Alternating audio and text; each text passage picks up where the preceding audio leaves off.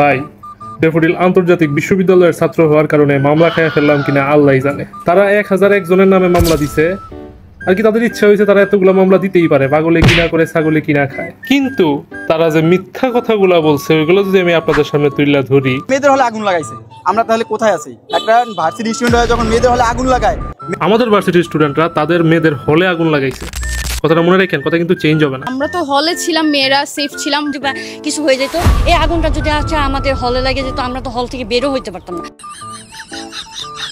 আমরা ধরছি কি ডাকাত, 3টা বাজে কোনো সাধারণ স্টুডেন্ট ভিতরে আসতে পারে না, আর তাদের একটা রিভলভার ছিল চাপাতি। তারা কিন্তু ছাত্র জিম্মি করে নাই, তারা কি ধরছে? ডাকাত ধরছে। আর ডাকাতদের কাছে কি আছিল? রিভলভার। তারা যখন ইউজিসির কাছে ছাত্রদের বা ডাকাতদের হস্তান্তর করছে, রিভলভার গুলা কই গেল? ড্যাফোডিলের শিক্ষার্থীদের হামলায় নারী শিক্ষার্থীরা গুরুতর আহত। ইসিরে আন্টি কি মাইট দেয় না খাইলো? দূর বেটা, আমি তো ঝামেলার আরো 4 দিন আগে ইনজুর হয়ে গেছিলাম। আমি তো ওইনে নাটক করছি, জাস্ট খেলে আমার বইয়া থাকতে কইছে তাই বইয়া আসছিলাম। না আন্টি, আপনার প্রতি একটা মায়া জন্মাইছিল, কিন্তু আপনি তো ছলনাময়ী।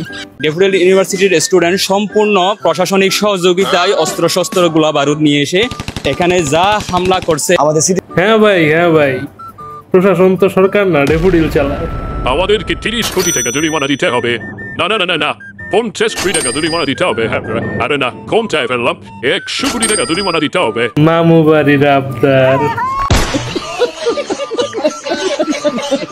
এখন যদি কিছু সিরিয়াস কথা বলি, যেমন আর কি তুচ্ছ ঘটনা বিভিন্ন মিডিয়ায় দেখতেছি যে বারবার এই কথাটা বলতেছে। হ্যাঁ, তুচ্ছ ঘটনা নিয়েই আসলে শুরু হয়েছিল, কিন্তু মেইন ঘটনাটা কখন শুরু হয়েছিল? কখন আমাদের ইউনিভার্সিটির স্টুডেন্টরা আসলে ইনভলভ হয়েছিল, যখন আমাদের অভিভাবক, আমাদের প্রক্টর স্যারকে সিটি ইউনিভার্সিটির স্টুডেন্টরা তাদের আর কি ওনার গায়ে হাত তুলছে, তখন থেকে। সিটি ইউনিভার্সিটির অনেকগুলো স্টুডেন্টের ইন্টারভিউ আমরা দেখছি, তারা সব ঘটনাই বলে, বাট একটা ঘটনা স্কিপ করে। সেটা হচ্ছে গিয়ে তারা যে ব্যাচেলার প্যারাডাইস নামক একটা হোস্টেল আছে যেখানে আমাদের ড্যাফোডিলের অনেক স্টুডেন্ট থাকে, তো সেখানে যে তারা হামলা করছিল সেই জিনিসটা কিন্তু তারা স্কিপ করে।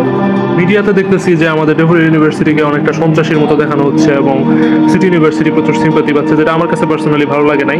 আর কি আমার কাছে পার্সোনালি মনে হয় যে উভয় পক্ষেরই অনেক দোষ আছে, পুরাটাই একটা ভুল ছিল। আমি কখনোই মারামারির পক্ষে না, সো মারামারি করাটা উভয় পক্ষের থেকেই আর কি একটা বড় ভুল ছিল, করা উচিত হয় নাই। সো এখন বিচার হবে, আমি চাই একটা সুষ্ঠু বিচার হোক, উভয় পক্ষের থেকেই একটা নিরপেক্ষ বিচার হোক।